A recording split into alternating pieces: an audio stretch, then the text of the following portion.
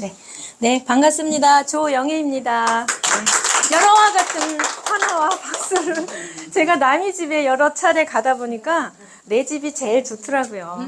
그런데 내 집에서 대우를 못 받으면 남의 집에서도 대우 못 받아요. 아시죠? 네. 내 집에서 막 몰라도 아는 척 그렇게 해주셔요. 제가 부산 가서 말씀을 드린 게 이게 꺼졌었잖아요. 강의할 때. 그래서 저 뒷분이 뒤에 계신 회원분들이 안 들리는데도 들리는 척 너무 잘 호응을 해주셨다. 역시 내 집이 최고다라고 말씀드렸어요. 그러니까 지금 잘 들리니까 호응 더 많이 해주세요. 네. 자, NFT입니다. 순서에 의해서 도대체 NFT가 뭘까요?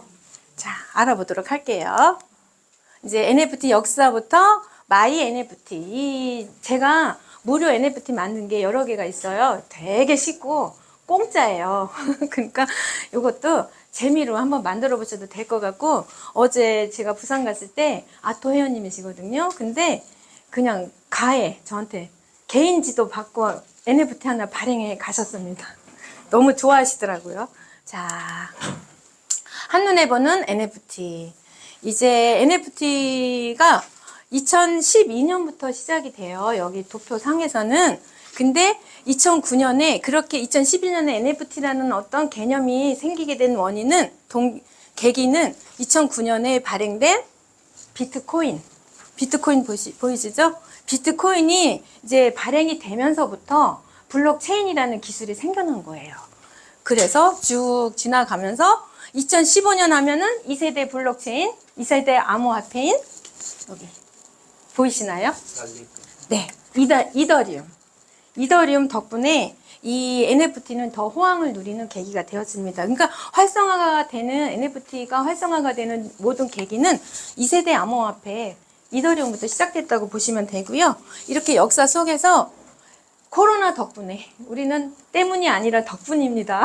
네, 덕분에 21년 한 해는 암호화폐나 뭐 메타버스 이런 관련된 어떤 용어보다도 구글 1년 검색량 중에 NFT가 가장 많았다고 해요. 그래서 올해의 단어로 21년도에 선정이 될 만큼 NFT가 굉장히 글로벌로 인기가 있었던 그런 종목입니다. 자, 이렇게 쭉 한눈에 보시면 되고요.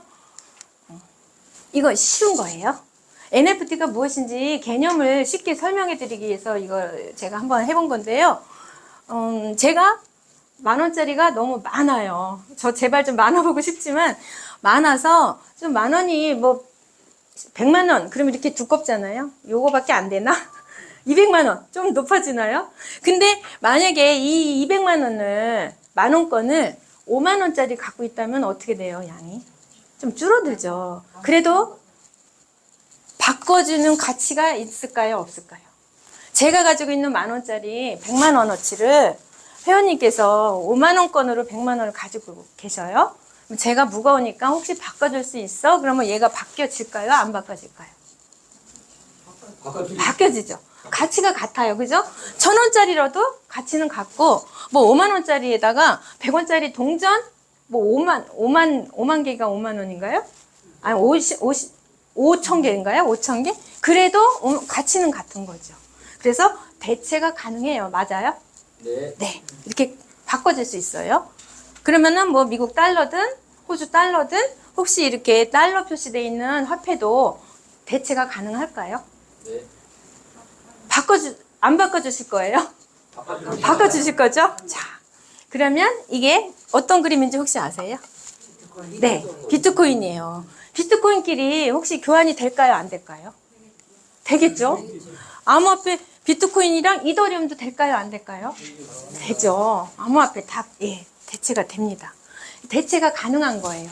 그런데 여기 보시면 이승엽 선수가 어디에 그 감독이 되셨더라고요.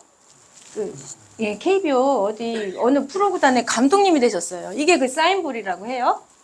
그러면 이 가지고 있는 사인볼이 굉장히 귀하겠죠. 근데 제가 사인볼을 없어요. 이거. 근데 일반 공은 1,000개가 있어요. 야구공. 혹시 회원님 이거 바꿔주실 거예요? 안 바꿔주실 거예요? 못 바꿔주신대. 안 바꿔가 아니라 못 바꿔주신대. 너무 단호하신 거 아니에요? 왜 안 바꿔주실 건데요? 네? 그렇죠. 그렇죠. 값어치가 달라요. 맞아요. 절대 안 바꿔주죠. 그러면 아파트 610호 살고 우리 회원이 611호 살아요. 겉으로 보는 등기권리증은 똑같죠. 그런데 이게 교환이 되겠죠? 안 되죠. 안 되죠. 실물 자산 서 있는 아파트는 똑같아 보여도 이 안에 있는 내용물은 다르죠. 그래서 교환이 되지가 않아요. 그죠? NFT는 교환이 잘 될까요? 안 될까요? 안 됩니다. 대체가 막 잘 바꿔지는 쪽일까요? 아니면 대체가 안 되는 쪽이 NFT일까요? 대체가 안 되는 쪽. 안 되는 쪽이에요. 만약에 이렇게 흔하게 잘 된다면 굳이 NFT하고 강조하면서 한 과목으로 블록체인 강의를 할 필요가 없는 거겠죠? 굉장히 귀한 놈이에요, NFT가. 자, 보세요. NFT 개념은 NFT, 그냥 영어로 Non-Fungible Token이에요. 그래서 그 앞에 영어를 약자로 따온 거예요. 그래서 우리 말로 하면은 대체 불가능 토큰이에요. 그럼 그냥 우리 말로 쉽게 예를 들어서 한국 우리 사람들이 만든다 그러면 이 앞에 대불토. 우린 대불토 그래도 상관없는 거예요. 근데 영어라 Non-Fungible Token 그래서 NFT인 거예요. 그러니까 어려운 단어는 아니고 그냥 그 토큰에 대한 걸 풀어서 이렇게 NFT라고 하는 거예요. 블록체인이 생겨나지 않았으면 NFT도 우리에게 들어오진 않았을 거예요. 블록체인 기술이 적용이 됐고 NFT는 아까 교환이 안 됐죠.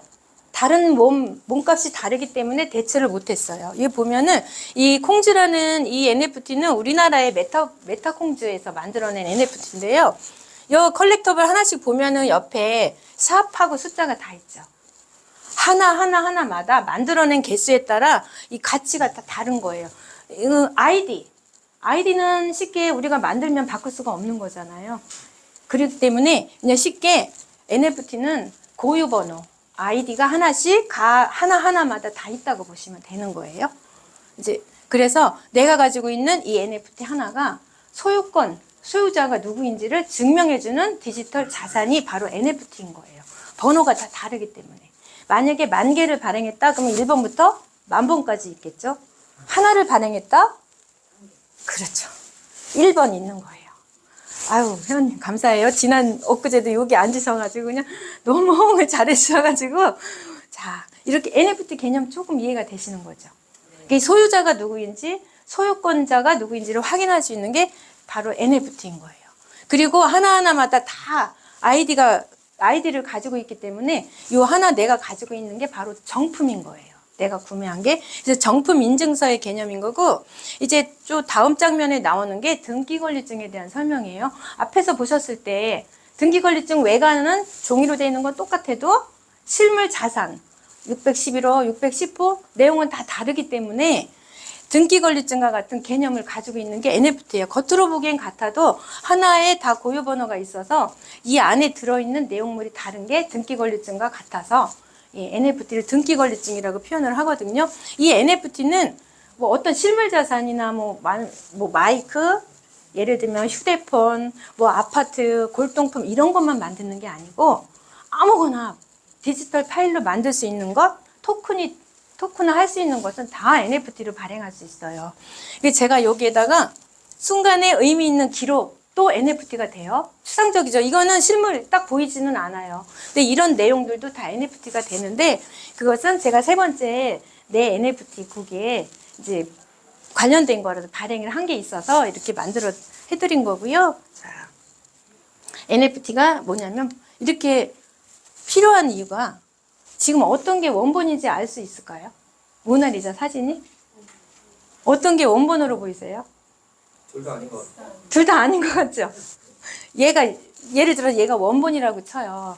근데 NFT로 발행이 되지 않았을 때는 도대체 어떤 게 원본인지 진짜인지를 알 수가 없어요. 다 복사본인 그렇게 보일 수밖에 없어요. 그러면 원작자, 이 원본을 소유하고 있는 사람이 조금 억울하겠죠. 그래서 원본임을 증명해 주는 것.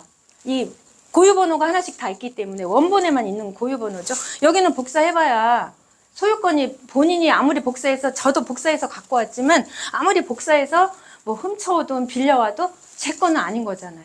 NFT는 이렇게 원본에다가 내가 소유자다 하는 것을 증명해내는 기술이기 때문에 아무리 복사해도 원본에 대한 가치는 있는 거예요. 그래서 이 저작물도 보호를 하는 게 바로 NFT인 거고요. 또 저작자, 원작자가 NFT를 발행을 할 때마다 계속 팔려야 가치가 있죠. 내가 만든 NFT가 안 팔리면은 혹시 경제적인 가치가 없는 거잖아요.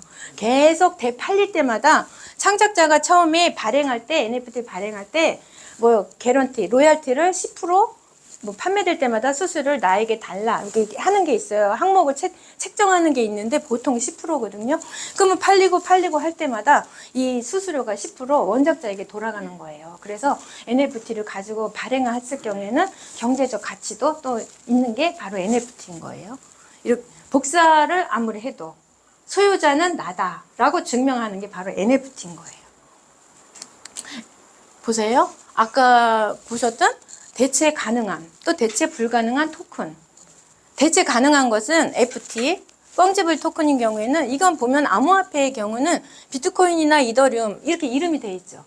대체가 가능했던 게. 그리고 BTH인가요? 그 비트코인, BTH를 표현하죠.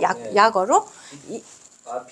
BTC. 이더리움 같으면 뭐 ETH? 예, 이렇게 하는 약어로 표시를 하는데 NFT는 말씀드린 대로 고유 번호가 있다고 그랬죠. 1번부터 뭐 10,000개 발행했으면 1번, 뭐 10,000번까지. 이렇게 고유 번호 아이디 하나씩 다 준 거고요. 상호 교환이 되죠. 조금 전에 보신 것처럼. 얘는 객체가 다 달라요, 가치가. 그래서 교환이 잘 되죠? 잘 될까요? 안 돼요. NFT는 교환을 서로 할 수가 없는 것. 분할. 비트코인 같은 경우는 좀 금액이 크죠. 몇천 단위 돼서 그것을 우리가 거래를 할 때 꼭 하나로만 거래할 수가 없죠. 가난한 저 같은 사람은 0.0000 그 뭐 1사토시 이런 식으로 쪼개서 구입을 할 수가 있는 거잖아요. 그래서 분할이 되는 거는 FT, 일반적인 암호화폐인 것이고 NFT는 분할이 안 되는 거예요. 만든 1번이면 1번. 그걸 또 쪼갤 수는 없어요. 이렇게 객체 하나하나마다 번호가 달라서 분할이 안 되는 것, 이게 NFT인 거고요. 그리고 보통 FT는 송금이나 뭐 대금 결제한다든지 거래를 할 수 있는 건데 NFT는 이것으로 화폐처럼 돈처럼 그런 개념이 아니기 때문에 자산 소유권자가 누구라는 것만 확인할 수 있는 거예요. 물론 내가 가지고 있는 NFT를 판매를 하면 나의 수익이 창출이 되지만 이 자체로는 막 일반적인 암호화폐처럼 그렇게 거래가 이루어지는 것은 아니에요. 좀 이해가 되시나요? 마이크 잘 들리나요? 아이고, 감사합니다. 자, NFT는 이렇게 3가지 구조로 돼 있어요. NFT 하나가 만들어지는데 미디어 데이터, 메타데이터, 스마트 계약 이렇게 돼 있어요. 근데 중요하지는 않지만 그냥 좀 알고 넘어가야 될 것 같아서 미디어 데이터는 뭐냐면요. 이 작품 원본이에요. 이 원본이 이게 NFT인 거예요. 이 NFT가 하나가 이제 발행이 되는데 이 자체가 바로 미디어 데이터인 거예요. 이 미디어 데이터는 좀 용량이 크겠죠. 이것도 영상이에요. 보통은 NFT는 한 30초 내외로 영상물이 제작이 되기도 해요. 물론 이제 꼭 영상만은 아니지만 그러면은 이 자체가 용량이 크기 때문에 블록체인에 저장을 하면은 수수료가 많이 든다고 그래요. 그래서 얘는 블록체인이 아닌 외장 매체, 외부 매체에 저장을 해요. 그러면은 여기 보면은 이 원본이, 그리고 제가 원본을 제 휴대폰에 아니면 노트북에 제가 NFT를 구매해서 이런 영상을 여러 개 갖고 있다 보면 제 컴퓨터의 용량이 이것을 받쳐줘야 되는 거잖아요. 그래서 얘는 실질적으로 내 블록체인에 내 뭐 노트북에 저장이 되는 게 아니고 외부 매체에 저장이 되는데 이 원본 자체가 미디어 데이터라고 보시면 돼요. 그 저장할 때는 우리 본사 강사님이 데이터 강의의 최강자시거든요. 아마 IPFS라고 들어보실 거예요. 요즘에 이렇게 인터넷 검색을 하면 HTTPS 이렇게 해서 앞에 창이 뜨죠. 그 다음에 www. 이렇게 나오죠. 인터넷 주소를 검색을 하면. 근데 이 IPFS는 그 중앙 집중된 그 저장 매체를 벗어나서 이렇게 분산형 저장 매체를 해야 지금 이게 저장이 잘 되거든요. 만약에 중앙 집중형, 중앙화된 그 인터넷에 주소에 이게 기록이 돼 있으면은 이게 들어가 있으면은 해킹도 될 수가 있는 거예요. 그래서 IPFS라는 분산 저장 매체에 얘가 이 원본이 저장이 됩니다. 이게 미디어 데이터고요. 그러니까 NFT가 내가 가지고 있는 NFT를 미디어 데이터라고 한다. 그 미디어 데이터는 내 노트북이나 뭐 블록체인에 저장된 게 아니고 분산 저장된 어떤 다른 창고에 저장이 완벽하게 돼 있다 보시면 되는 거예요. 자, 어떤 게 이게 바로 NFT예요. 원본. 이거예요. 네. 뭐 같아요?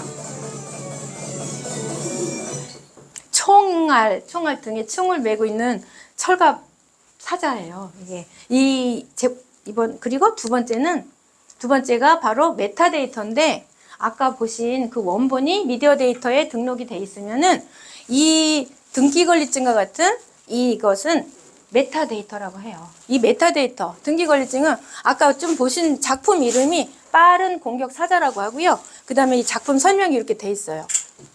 이 굉장히 빠른 속도로 막 총알이 나가고 있죠. 이렇게. 그리고 세 번째는 소유주가 이제 요 메가더라는 사람이고, 여기 보세요. 원본이 주소가 등기권리증에는 이렇게 보시면 돼요. 등기권리증, 내가 아파트 등기권리증을 가지고 있어요. 그러면 그 아파트 등기권리증에 아파트가 실려 있지는 않죠. 아파트가 주소가 어디 몇 동 몇 호까지 기록이 돼 있는 거죠. 이렇게 등기권리증에 이렇게 IPFS에 아까 보신 그 빠른 공격 사자라는 원본이 여기 주소에 등록이 돼 있다는 것을 알려주는 게 바로 메타데이터라고 보시면 돼요. 그래서 NFT는 그래도 블록체인상에 전체적으로 그냥 한눈에 얘기할 때는 블록체인상에 기록된 등기권리증. 말씀드린 대로 블록체인 기술이 발전이 없었으면 NFT도 나올 수가 없었던 거예요. 자, 세 번째는 스마트 컨트랙트예요. 스마트 컨트랙트는 이거 좀 네이즈미 회원님들 여러 번 들어보셨을 텐데 자판기. 이게 재물포역에 있는 자판기인데 이게 실물이 아니고 스마트 자판기죠. 그죠? 여기 스마트 컨트랙트는 뭐냐면요. 자판기는 예를 들어서 뭐 사이다를 제가 먹고 싶다. 그러면 터치를 하면 카드 결제를 할 거냐, 뭐 현금 결제를 할 거냐, 그럼 여기 넣으면 바로 나오는 거잖아요. 예를 들어서 제가 이게 800원짜리예요. 그러면 1000원을 넣어요. 그러면 200원은 거슬러질까요? 안 거슬러질까요? 자동으로 거슬러지죠. 그런데 제가 이게 1000원이에요. 근데 역으로 800원밖에 없어. 그럼 800원을 8개를 동전을 넣고 아무리 눌러도 이게 나올까요? 안 나올까요? 왜 안 나올까요? 200원이 붙죠. 이렇게 스마트 컨트랙트는 자판기처럼 다 세팅을 해 놓은 거예요. 세팅을 해서 완벽하게 딱 만들어 놓은 상태에서 이렇게 스마트 컨트랙트 완벽하게 계약이나 어떤 거래가 이루어지는 게 바로 스마트 컨트랙트인데 이 기능이 NFT에 탑재가 같이 돼 있기 때문에 한번 거래를 하면 누르면 뭐 어느 분이 납장불입이라고 그랬다고 하는데 누르면 끝이는 거잖아요. 이거 눌렀는데 아니야 할 수는 없는 거죠. 그렇게 완벽하게 스마트 컨트랙트가 그 역할을 하고 있는 거예요. NFT는 이렇게 세 개의 구조로 돼 있다. 근데 NFT가 저장되어 있는 것은 블록체인 자체가 아니고 외부 저장 매체다. 왜? 용량이 크고 수수료도 비싸기 때문에. 이렇게 보시면 되는데 하나 좋은 거 제가 말씀드릴게요. 이거 기억나셔야 되는데 이거 블록체인 시간에 제가 말씀드린 건데요. 비트코인보다 1000배 빠른 토종 메인넷, 우리나라의 토종 메인넷 사슬 엔진이 개발이 됐어요. 2018년부터 22년까지 4년 동안 연구 개발을 한 건데 블록체인은 완벽한 기술 같지만 세 가지, 3중 모순이 있다고 그래요. 보통 이렇게 삼각형 중에 보안을 잘해야 되고 블록체인은 탈중앙이죠. 그죠? 탈중앙, 확장성, 얼마나 빠른 속도로 뭐 송금이 되고 뭐 결제가 이루어지고 이렇게 많은 유저들을 만들어내느냐 하는 이게 확장성. 이 세 가지가 블록체인의 어떤 숙제인데 실질적으로 비트코인이나 이더리움도 여기에서 머물고 있다고 해요. 보안이나 탈중앙은 완벽하게 돼 있는데 확장성에서 비트코인도 조금 아직까지 완벽하게 구축을 안 했고 이더리움 같은 경우에는 작년 9월에 그래서 이 채굴 방식을 변경을 했거든요. 이렇게 삼각형 구도를 다, 그리고 3세대 블록체인은 여기에서 머물고 있다고 해요. 그래서 어느 한 군데서는 탈중앙을 약간 조금 협업, 이게 완벽하게 구축이 안 되기 때문에 이렇게 그 3세대는 여기 보안이나 확장성은 그 기술력은 해놨는데 약간 여기 같이 탈중앙 부분에서 완벽하지가 않아서 블록체인 자체가 기술은 좋지만 현재 완벽하게 삼각형 트라이앵글을 구축하고 있는 블록체인이 많지가 않대요. 거의 없대요. 그런데 우리나라의 사슬이라는 이 엔진이 삼각형을 완전히 이 블록체인의 트릴레마를 완전히 구축해낸, 그렇게 개발해낸 엔진이 바로 사슬 엔진입니다. 이 사슬 엔진은요, 이더리움 NFT 발행하면 수수료가 들어가죠. 이 사슬은 NFT 아무리 많이 발행을 해도 수수료가 없대요. 그러니 얼마나 발행이 쉽겠어요. 그죠? 그리고 여기 보시면 아까 용량이 크고 수수료가 많이 들어서 IPFS라는 외부 저장 매체에 이 원본을 저장해 놓는다고 그랬잖아요. 근데 이 사슬 엔진에서는요, 블록 크기 하나 자체가 사이즈가 크기 때문에 외부에 저장할 필요가 없다고 하고, 그래서 NFT를 얼마든지 발행해도 다 수용을 할 수가 있대요.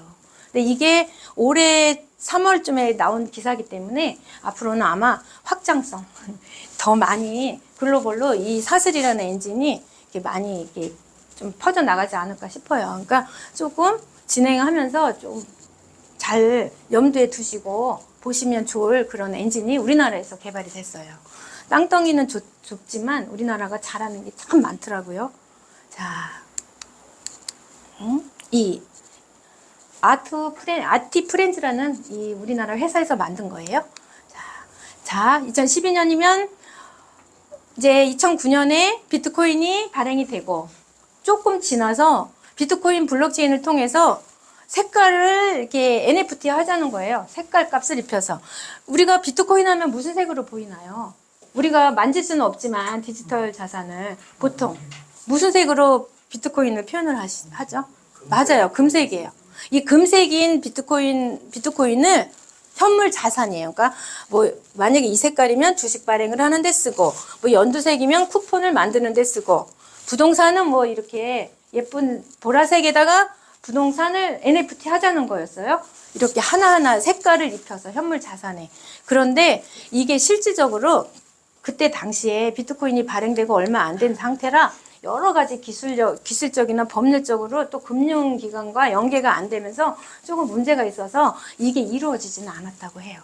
그래도 비트코인 이 블록체인에서 얼마나 컬러드 코인이라는 게 NFT에 대한 어떤 개념을 좀 정립시키는데 도움이 됐던 게 컬러드 코인 프로젝트였어요. 자, 이것은 퀀텀이라는 세계 최초의 NFT입니다. 아까는 그러니까 컬러드 코인이 성공을 못했기 때문에 NFT 발행이 완벽하게 안 됐기 때문에 세계 최초가 아니었겠죠. 그래서 2년 정도 지나서 퀀텀이라는 NFT가 발행이 됐는데 얘가 바로 세계 최초의 NFT예요. 그럼 NFT 강의를 듣거나 NFT라는 얘기를 어디에서 한다면 퀀텀은 꼭 빠지지 않겠죠. 최초의 NFT이기 때문에 이 NFT는 이 디지털 파일이거든요. 이 디지털 이 파일이 뉴욕대학 교수인 케빈 맥코이가 이것을 만들어낸 디지털 파일인데요. 이것을 처음에 NFT 해야지 하고 만든 건 아니에요. 예술가들이 자기가 만든 디지털 작품을 과연 누가 뭐 소유를 하나 이것을 추적을 할 수 있게 하자는 의미였어요. 처음에는. 그래서 만들어서 처음에 만들 당시에는 NFT. 아까 NFT가 어떤 말의 약자라고 그랬죠? 기억나시나 봐야 되겠다. None. Fungible. 토큰의 약자가 NFT죠. 근데 그때는 그런 말이 없어서 MG. Monetized Graphic. 수익화된 그래픽. 그러니까는 수익이 이제 돈이잖아요. 수익화된 그래픽이라고 이걸 만들어낸 거예요. 이때는 이제 이더리움 체인이 없어서 네임 코인이라는 블록체인에다가 얘를 만들어냈는데 이제 15년 이후에 이더리움이 생기면서 이더리움 블록체인이 생성이 됐잖아요. 그래서 21년도에는 판매를 해가지고 이 NFT를 소더비 경매사에서 이제 17억 원에 경매에 낙찰이 됐어요. 처음에 이것을 판매를 할 때는 애닐댓이라는 그 교수한테 4달러에 판매를 했다고 그래요. 이 디지털 파일을, 이 그림을 그렇게 이걸 판매를 했는데, 그때는 이제 말씀드린 대로 어떤 수익에 대한 NFT로 돈을 벌어야지에 대한 가치가 아니고, 그냥 교수님이 말씀드린 대로 이 작품이 팔리고 누가 사고 하는 것을 좀 추적하고 싶다는 의미로 시작을 했던 거예요. 근데 이 NFT가 21년에 이더리움 블록체인에서 민팅이 새롭게 되면서 체인이 바뀌어지면서 17억 원에 판매가 됐는데요. 이 네임코인 블록체인 소유주인 이 회사에서 이제 소더비 경매사하고 이 케빈 맥코이를 고소를 한 거예요. 법적으로. 그 당시에는 네임코인 블록체인이 이제 약간 자기네들에게 유리한 어떤 계약 조건이었는데, 네임코인 블록체인에 이런 디지털 파일이든 뭘 다 올리면은 250일 안에 이게 또 갱신을 해야 되는데, 만약 갱신을 안 하면 이것은 소유주가 우리 것이다라고 이제 자기네들한테 유리한 그런 계약을 했던 거예요. 근데 뭐 어떤 이유든 어쨌든 이 케빈 맥코이가 이걸 만들어내고 이 갱신을 안 했었던 거예요. 그리고 나서 이제 이더리움에서 다시 발행을 하면서 이렇게 17억 원을 벌었으니 이거에 대한 가치를 네임코인 회사의 그쪽 운용사에서 알았겠죠. 그래서 이제 고소를 했는데, 실질적으로 올해 그 미국 법원에서는 이 네임코인 그 운용사를 거기에 승소를 하게 한 게 아니라 이 교수님하고 소더비 경매사에 이긴 걸로 거기 승소하게 된 거예요. 그 원인은 네임코인 블록체인과 이더리움 블록체인은 별개다라고 이제 미국 법원에서 판단을 해서 이제 손해를 안 봤다고 합니다. 죄송해요. 자, 이게 디지털 파일 퀀텀이에요. 조금 멋있죠, 이 파일. 네. 자, 15년에는 아주 획기적인 일이 있죠. 무슨 일이 있을까요? 2015년? 이더리움. 네, 이더리움. 누군지 아시나요, 혹시? 비탈릭. 네, 이더리움을 개발한 비탈릭 부테린이에요. 지금 아직도 젊은데, 이 부테린이 2015년에 이제 스마트 컨트랙트가 또 블록체인은 비트코인하고는 좀 다른 스마트 컨트랙트가 탑재가 되면서 이더리움이 활성화되기 시작했고, 이더리움 체인에서 온갖 NFT가 발행이 되기 시작했어요. 근데 올해 시사 주간지 타임에 여기 이 타임 주간지가 NFT, 이 전호를 NFT로 발행을 했대요. 근데 여기 처음에 이 창간호의 이 표지 모델이 바로 이 부테린이에요. 대단한 인물인 것 같아요, 부테린이. 자, 2015년에 이렇게 이더리움이 발행이 됩니다. 그리고 이더리움이 발행이 되면서 크립토 펑크, 이제 중간에도 뭐 있지만 크립토 펑크라는 이런 PFP, 이것은 디지털 신분증. 여러분 다 카톡 하고 계시죠? 카톡에 프로필 사진 무엇으로 많이 해놓으시나요? 아이들 사진, 뭐 강아지, 이렇게. 이 신분증인 거예요. 그 프로필 얼굴이 그 카톡에 그 프로필 사진이 우리 그 푸사라고 하는 게 우리 신분증과 같은. 근데 이 크립토 펑크도 그런 개념으로 쓰는 거고요. 처음에 이 캐릭터가 10,000개가 만들어졌어요. 10,000개 중에서 9,000개는 이제 무료로 배포를 하고 1,000개를 가지고 운영을 하기 시작했는데, 10,000개 중에서 남자가 이게 하나, 둘, 셋, 넷, 5개 종류가 얘가 발행이 된 거예요. 이 10,000개 중에 남자, 여자 보이시나요? 남자 몇 개 보여요? 대충 몇 개로 보이시나요? 남자 거기 안 보이셔요? 이 10,000개 중에 이 캐릭터가 남자 모양을 한 애가 6,000개, 여자 모양을 한 애가 3,800개, 좀비 88개, 유인원 24개, 외계인 9개가 발행이 됐어요. 10,000개 중에. 그럼 얘 중에 어떤 게 가장 희소 가치가 있을까요?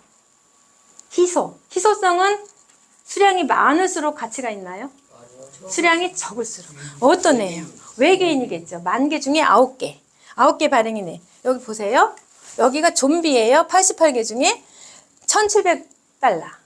그냥 가치로. 이게 희소성에 대한 가치인데, 얘는 유인원 24개 중에 5,700달러. 얘가 9개 발행된 에일리언 외계인이에요. 8,500달러. 그냥 외관상으로 보기에는 이렇게 발행이 적으면 적을수록 자산으로서의 가치도 있는 거죠. 자, 그리고 자산의 가치가 있는 애 또 하나가 있어요. 얘는 이 크립토펑크 3848번인데 이 안에 이제 크립토펑크를 만들어낼 때 총 7개의 액세서리를 장착을 할 수가 있다고 그래요. 근데 얘를 보면은 담배, 귀걸이 했죠. 여기 점, 여기 이빨, 모자, 수염, 선글라스. 이 회사에서 총 7개 액세서리를 모두 장착한 유일한 애가 얘래요. 그러니까 얘도 가치가 엄청 있겠죠. 그죠? 이렇게 NFT는 수량이 적을수록 희소 가치가 있다 보시면 돼요. 자, 이렇게 크립토펑크가 2017년에 발행이 되기 시작을 했고요. 얘는 코로나 시대에 코로나 덕분에 마스크 낀 외계인이 이거 마스크 꼈는데 140억 원에 거래가 되기도 했다고 합니다. 대단하죠. 왜 코로나가 우리한테 조금 획기적으로, 그래서 블록체인이라는 자체도 코로나가 있었기 때문에 우리한테 더 빨리 왔던 거예요. 구축이 막 되기도 전에 왔다고 보시면 돼요. 자, 두 번째는 17년에 발행이 된, 이렇게 또 여기 보시면 또 크립토펑크가 조금 알려지기 시작한 계기도 비자카드사에서 이렇게 이 NFT를 구매를 해서 카드에 활용을 하는 거예요. 그리고 여기 액세서리 전문 업체인 티파니 앵커에서도 이렇게 250개만 만들었다고 그래요. 이 목걸이를 이 크립토펑크를 이용해서 이렇게 만들어가지고 이것을 이 자체 토큰을 이렇게 티파니 앵커 자체 토큰 소유하고 있는 그 소유자들에게 판매를 했는데 이게 지금 이렇게 32더에 이거 제가 요번에 조사해 7,800만 원이더라고요. 이때 당시에는 6,600만 원이었어요. 32더. 이렇게. 이건 돈이 없어서 못 삽니다. 그죠? 이렇게 NFT라는 게 실물 자산과 연계가 되면서 실질적으로 그냥 가지고 있는 디지털 파일만이 아니라 이렇게 많은 경제 가치를 만들어내는 게 바로 NFT인 거예요. 두 번째는 17년도에 크립토 키티. 게임이에요. 게임.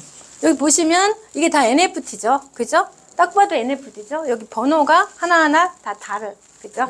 이름표가 다 있어요. 이렇게 하나씩 고유 번호가. 이것은 고양이를 육성하고 뭐 교배하고 하는 게임이에요. 이 게임을 하면은 돈을 번대요. 게임을 하면 할수록.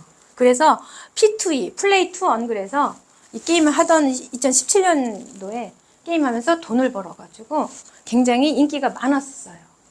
근데 실질적으로 그때 당시에 또 교배를 통해서 희귀 드래곤이 나왔는데 이게 1억 8천만 원에 거래가 되기도 했다고 그래요. 이게 이 희귀 드래곤, 이 크립토 키티가 1억 8천만 원에 거래가 됐는데 돈이 되니까 게임을 많이 할 거 아니에요. 거래도 많고 처음 나왔으니까 재미로 얼마나 많이 하겠어요. 그래서 이더리움 네트워크에 과부하가 걸리면서 수수료가 뭐 판매를 한다든지 할 때 수수료가 50배 이상이 올라가지고 실질적으로 약간 좀 사양길에 접어들었었다고 해요. 그러면서 2018년에 나온 게 이 엑시 인피니티예요. 게임 좋아하시는 분은 이 게임 다 하시더라고요. 이거는 이 엑시라는 이게 캐릭터인데 이거 3개를 구매를 해서 아까 키티처럼 이렇게 플레이 투 원 이 게임을 통해서 돈을 벌어요. 뭐 이제 이 엑시 이 안에서 어떤 임무를 완수를 하면은 뭐 암호화폐로 보상을 해주는 거죠. 그러면 그것을 거래소에서 자체 가서 판매를 해서 현금화할 수 있어서 실질적으로 동남아권에서는요 월 수입이 100만 원 정도 됐다고 그래요. 이 게임을 하면서. 물론 이거 3개를 구매를 하려면 초기 자본은 하나에 한 60만 원 정도 돼서 좀 비쌌어요. 근데 한 2달 안에 이제 다 우리 쉽게 말하는 원금 회수가 되기 때문에 청년들이 동남아권은 특히 본사가 베트남인데 베트남에서는 화폐 가치가 낮잖아요. 그래서 100만 원이면 엄청 크죠. 그래서 엄청 청년들이 직장 생활을 안 하고 이 게임을 많이 했다고 그래요. 우리나라는 어떠냐면요. 이렇게 돼 있어요. 우리나라는 엑시 인피니티 홈페이지가 이렇게 차단이 돼 있어요. 홈페이지 열어보면은 불법 사이트라고 돼 있거든요. 그래서 아마 우리나라 청년들이 하는 경우에는 그 경로를 밖으로 타고 들어가서 게임을 할 거예요, 아마. 우리나라에서는 안 됩니다. 엑시 인피니트는 그런데 지금도 계속 연구 개발하고 있어요. 자, 21년도로 넘어볼게요. 이제 잭도시라는 우리 트위터 뭐 잘 안 하지만 트위터가 뭔지 아시죠? SNS. 이 잭도시라는 이 창시자가 자기가 만든 첫 번째 트윗을 이게 판매를 NFT화해서 판매를 하면서 이 트윗이 약 30억 원에 판매가 된 거예요. 이게. 그리고 우리가 잘 아는 이세돌과 알파고의 신의 한수, 바둑. 한 번 이겼던 이게 NFT 돼가지고 이게 2억 원에 판매가 되기도 해서 21년도에는 코로나 덕분에 진짜 많은 NFT들이 쏟아져 나오기 시작했고 조금 유명하든 유명하지 않든 NFT 할 수 있는 것은 다 만들어내기 시작을 했는데 우리가 NFT가 더 알려지기 시작한 계기는 이거예요. 이 디지털 아트인 매일 첫 5,000일 비플이라는 예명을 쓰는 이 작가에 의해서 NFT가 글로벌로 알려지기 시작했거든요. 이것은 이 컴퓨터 안에 하나 매일 디지털 작품을 그림을 그려서 올리는 거예요. 그래서 이게 딱 보면 이게 뭐로 보이겠어요? 자세히 안 보이잖아요. 이게 5,000장인 거예요. 이 5,000장을 13년 7개월 동안 매일 작품 그린 것을 한 장으로 만들어서 이것을 NFT 해가지고 경매에 붙였는데 이게 21년도에 785억 원에 낙찰이 되면서 엄청난 고가로 판매가 된 NFT라 더 알려지기 시작을 한 거예요. 그리고 지금 16년이 지났는데 지금도 현재 열심히 작품 활동 매일 하고 있어요. 이 작품으로 인해서 NFT가 더 알려지기 시작했고요. 여기 빨간색 보시면은 초기 작품이에요. 13년 7개월이니까 처음에 젊을 때부터 그렸으니까 처음 작품은 그렇게 훌륭하지는 않겠죠. 너무 멋있다 하지는 않을 거예요. 어떤 거냐면 이거예요. 이거 좀 그릴 수 있으시죠? 네. 이게 쉽겠죠? 그런데 세월 속에서 이렇게 변했어요. 멋있죠? 네. 그 세월, 이 작품이 이런 그림, 본인이 그린 모든 게 5,000장이 그 한 장에 다 들어가 있는 거예요. 자, 그리고 또 하나 정말 필요한, 그리고 꼭 기억해야 될 NFT가 하나 있는데, 이 NFT는 요 캐릭터가 이렇게 생겼어요. 원숭이.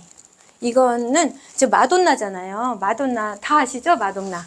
마돈나가 구입을 하면서도 더 알려지기 시작했고 세계 유명 스타들이 다 얘 캐릭터를 구매를 해서 이렇게 프로필 사진에 이 얼굴을 하는 거예요. 그러면서 더 알려지기 시작한 NFT가 어떤 거냐면 이거예요. BAYC 지루한 원숭이들의 요트 클럽. 이게 다 이렇게. 이것도 10,000개를 만들었고 커뮤니티 회원이 10만 명이 넘는 굉장히 지금도 그 NFT 거래소에 상위 랭크되어 있는 아주 유명한 NFT 컬렉션이거든요. 이렇게 유명한 이유는 이게 처음에 시작은 지루한 원숭이들이죠. 원숭이들이 암호화폐로 돈을 엄청 많이 벌었어요. 얘네들이. 돈만 많으면 뭐해? 할 일이 없는 거예요. 너무 심심해서 의기투합해서 이렇게 돈 많이 번 원숭이들이 지하 세계에다가 우리들만의 아지트를 만들자 하고 시작한 그 세계관의 시작이 바로 이 NFT인 거예요. 우리가 듣기에는 좀 말도 안 되죠. 그런데 이 회사, 유가랩스라는 회사에서는 현재 이렇게 시작한 우스운 로드맵이 10%부터 100%까지 다 완성이 됐다고 다 줄이 그어져 있을 정도로 지금 현재도 계속 회사가 발전을 해 나가고 있거든요. 여기 보시면 이 유가랩스에서는 왜 그렇게 되냐면 그래서 얘에서 파생된 게 MAYC는 뭐냐면 이 원숭이들이 혈청을 마시면 돌연변이로 변해요. 돌연변이 요트 클럽도 두 번째 단계에 있고 세 번째는 너무 심심하니까 강아지 좀 키울래 해서 애완견 클럽도 있어요. BAKC. 그리고 아더사이드라는 메타버스 이 컬렉션 프로젝트는 지금 굉장히 완벽하게 구축을 해서 이 회사가 그렇게 글로벌로 우리나라에서도 다 아는 외국 거지만 그런 NFT인데요. 중요한 이유는 NFT는 내가 창작자가 만든 것을 내가 구매를 하지만 그 소유권만 저한테 있는 거죠. 이거에 만든 뭐 지적재산권, 저작권은 제가 가지고 올 수 없는 거잖아요. 만든 사람이 가지고 있는 거예요. 창작자가. 그런데 이 유가랩스 회사에서는요. 이 BAYC를 만들어서 지적재산권, 지식재산권까지 IP까지 넘겨요. 소유권은 당연히 주고. 그러다 보니까 이것을 가지고 활용을 마음대로 할 수 있는 거예요. 아디다스에서도 메타버스 플랫폼을 완벽하게 구축을 해놓고 메타버스 안에서 뭐 1,000원, 2,000원짜리 뭐 액세서리만 판매하는 게 아니고 많은 사람들이 메타버스 안에 아디다스 검색을 해서 들어가서 실물 자산을 NFT에 한 거예요. 실물로. 그래서 뭐 추리닝에 또 뭐 맨투맨 티셔츠 같은 거에 이렇게 유가랩스 요 아디다스의 이런 캐릭터 이렇게 상표를 붙인다든지 이렇게 해서 굉장히 호황되게 지금 판매가 되고 있는데 우리가 어떤 NFT를 구매하면 이걸 마음대로 이렇게 쓸 수가 없어요. 저작권이라는 거 아시죠? 저작자가 이거 허락하지 않으면 함부로 쓸 수가 없는데 이 회사에서는 BAYC를 구매를 한 모든 사람들에게 마음대로 쓸 수 있도록 이 IP까지 넘겨준 거예요. 지적 재산권까지. 그래서 우리나라에서도 온라인 게임 업체 굉장히 유명하더라고요. 위메이드에서도요. 지금 현재 같이 협력을 이 NFT를 통해서 지루한 원숭이 골프 클럽을 또 NFT도 출시를 했어요. 이렇게 계속 만들어내요. 프라다나 뭐 루이비통 다 구입한 NFT를 이렇게 붙여서 활용을 얼마든지 할 수 있어서 같이 수익을 창출해 나가거든요. 근데 사용을 쓰지 못하도록 만약에 이 지적재산권을 안 주면 이게 더 알려질까요? 안 알려질까요? 그렇죠. 안 알려주겠죠. NFT를 좀 관심 있어 하는 그 몇몇의 사람들만 알 수 있겠죠.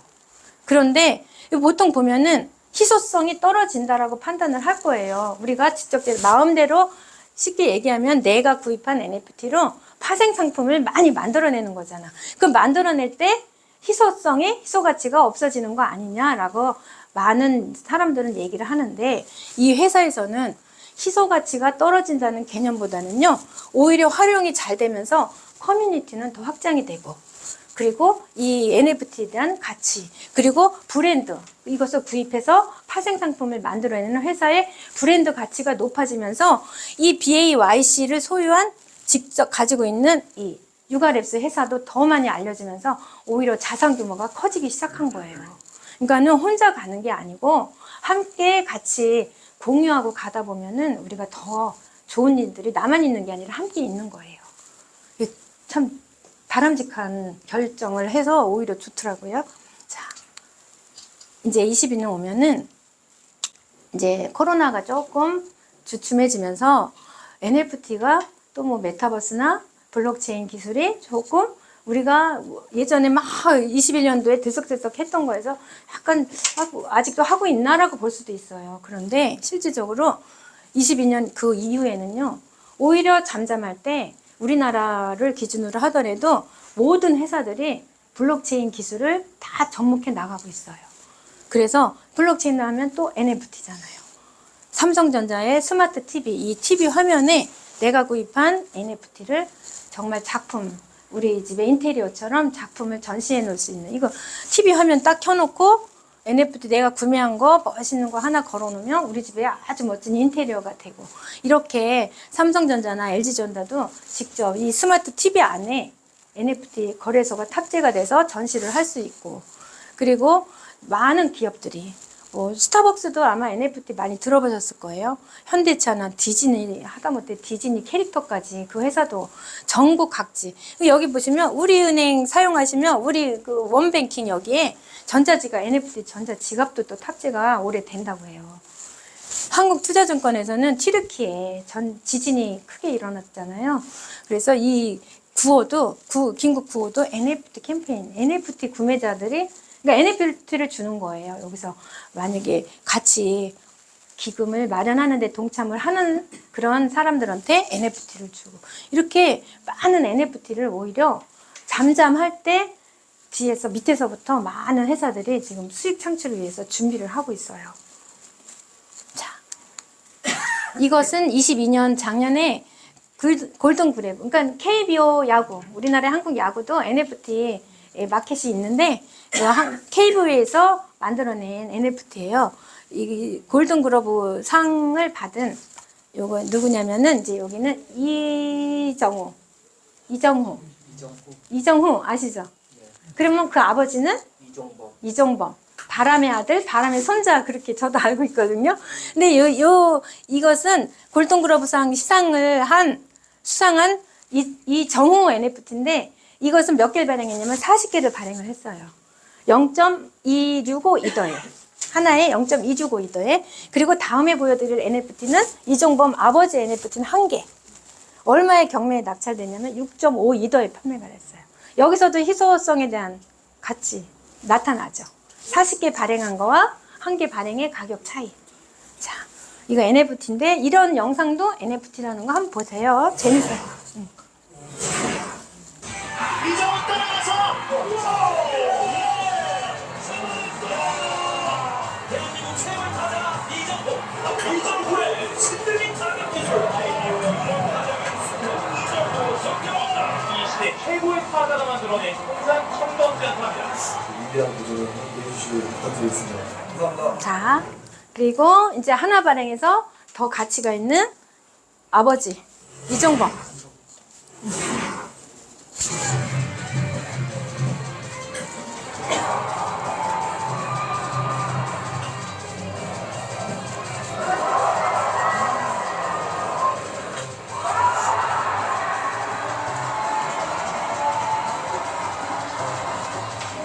얼마나 영광이죠. 자, 이렇게 아버지가 이겼어요. 그죠?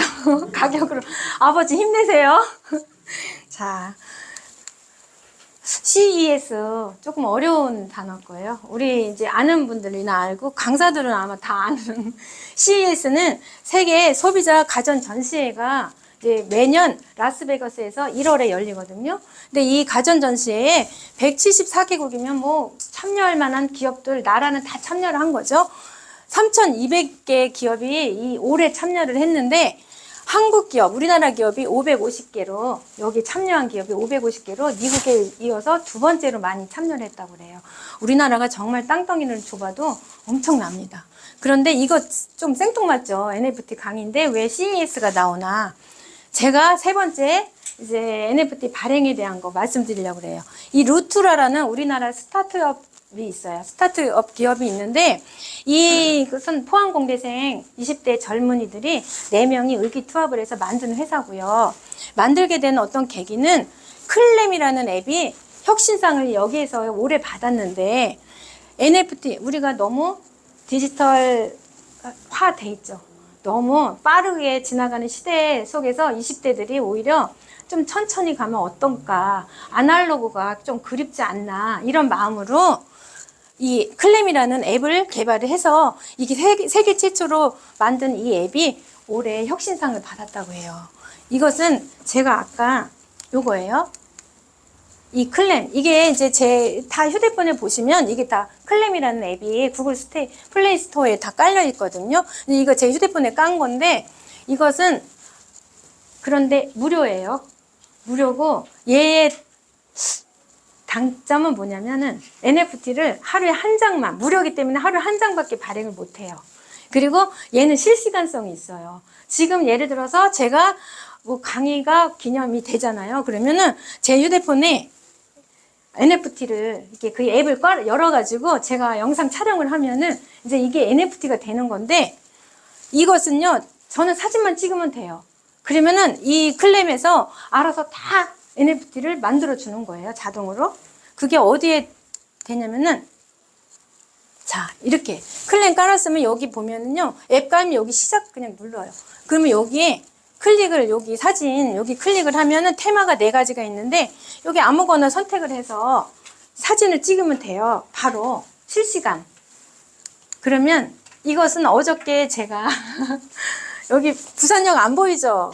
제가 어제 부산 다녀오면서 그 에스컬레이터 타고 올라오는데 부산역 딱 보여가지고 하루에 하나 발행하는 할 수 있는 NFT 이거 제가 어제 부산 갔다 오는 기념으로 KTX 들어가기 전에 찍은 거거든요. 얘는요, 어디에 발행이 돼 있냐면요, 기록이 오픈시 아세요? 오픈시? 네. 오픈시라고 들어보셨어요? 어디냐면요, 이거는 세계 최대의 NFT 거래가 가장 많이 되는 곳 거래소예요. 이 오픈시에 얘가 자동으로 들어가 있습니다.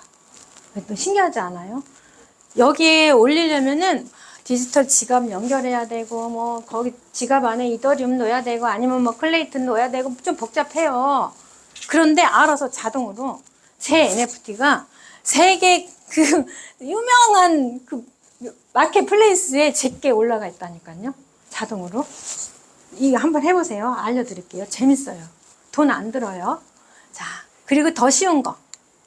신한카드 가지고 계시나요? 신한카드? 신한플레이 앱, 그죠? 앱 깔려있으면 신한플레이 앱으로 돼 있잖아요. 이것은 카톡하고 카카오하고 연계가 돼 있어요. 그래서 클립이라는 카카오에서 가지고 있는 이 디지털 지갑인데 카카오 계정으로 가입을 쉽게 할 수 있거든요. 어저께 부산 한 회원이 다 가입이 돼 있는데 얘가 휴면 계정이더라고. 하도 안 써서. 어저께 그거 다 열어가지고 본인 디지털 갤러리에 있는 거 하나 NFT 발행 굉장히 좋아하시더라고요. 하셨어요. 제가 개인 가입하고 왔습니다. 네. 이렇게 쭉 연결을 하면은 블록 오디세이인가는 이렇게 클립하고 연동을 해요. 신한카드하고. 그래서 여기 보면은 신한 그 앱에 보면요. 나만의 NFT 발행하기 요게 있어요. 다 있어요. 저만 있는 게 아니고. 그리고 신한카드를 가지고 계시면 이거 고맙다고 하나씩 다 있을 거예요. 관심이 없어서 그렇지. 웰컴 카드 다 있을 거예요. 똑같은 게 똑같지만 요게 보유번호는 다 다른 거. 그럼 얘의 좋은 점은요. 하루에 10개 만들어도 되고 100개 만들어도 돼요. NFT를. 내 갤러리에 있는 사진을 여기 파일 업로드 누르면 갤러리 휴대폰에 영상 많이 가지고 계시죠? 또 사진 같은 거. 이것을 눌러요. 그 사진을 하나 마음에 드는 거 골라서 여기다 업로드를 시키고 여기에 뭐 사진이면 사진. 그 이름은 이제 예명을 쓰시면 돼요. 뭐 내 본명 안 쓰고 여기는 이게 어떤 작품이다. 뭐 작품이라고 할 거 없지만 여기다 설명을 간단하게 쓰면 이렇게 발행이 되는 거예요. 이게 제가 만든 NFT예요. 여기 이거는 아까 그 클램으로 만든 건데 제가 너무 신기해가지고 염색한 날 집에서 한번 이거 사진 찍어서 해봤어요. 얘도 오픈시에 들어가 있어요. 이렇게 내가 자격증 옛날에 딴 거 이게 먼저 천국 간 우리 강아지 얼마든지 발행하셔도 돼요. 재밌어요. 진짜 한번 해보세요. 이렇게 해서 NFT 발행하시면 되고요. 미술관도 지금 세계 최초로 NFT 세계 시애틀에 NFT 뮤지엄 박물관이 지금 그래서 많은 그 갤러리에 전시가 돼 있는데 그것을 많이 회원들이 일반 시민들이 와서 구경을 하고 있고요. 영국이나 또 오스트리아에서도 박물관에서 그 구입한 어떤 NFT가 아니라 일반 작품을 디지털로 만들어서 NFT에서 같이 전시를 하고 있어요. 그러니까 미술관에서도 많은 NFT를 하고 있거든요. 전시를. 자, 이것은 익산인가 어느 지방에 있는 미술관이에요. 좀 멋있잖아요. 예뻐가지고 제가 가져왔는데 그렇게 한 이유는 우리 회사도 이제 대구에 NFT 갤러리가 이제 생길 거예요. 이렇게 그러면 혹시 알아요? 네이즘 디지털 아트 뮤지엄 해가지고 누구예요? 의장님 밈으로 만든 의장님인데 이거 소유자가 누가 NFT 안 했잖아요. 그래서 제가 몰래 가져왔어요. 이렇게 해서 갤러리에 우리 회사도 그 갤러리에 이렇게 다 전시가 될 거예요. NFT가 어려운 것 같지만 실질적으로는 우리하고 밀접하게 얼마든지 접할 수가 있는 디지털 자산이고 이거에 대한 NFT 된 소유자는 바로 나다라고 증명하는 거예요. 그러니까 NFT가 어렵지 않으니까 조금 이따 실무에 그냥 하나 만들어 가도 될 것 같아요. 돈 안 들어가는 거니까. 네. 그래서 뭐 손주한테도 자랑도 하시고 자녀들한테도 야, 이게 내 NFT하고 자랑도 하시고 네. 돈 들어가는 거 저 안 합니다. 안 들어가는 거 쉬운 거 합니다. 자, 이따가 다시 뵙겠습니다. 고맙습니다. 네.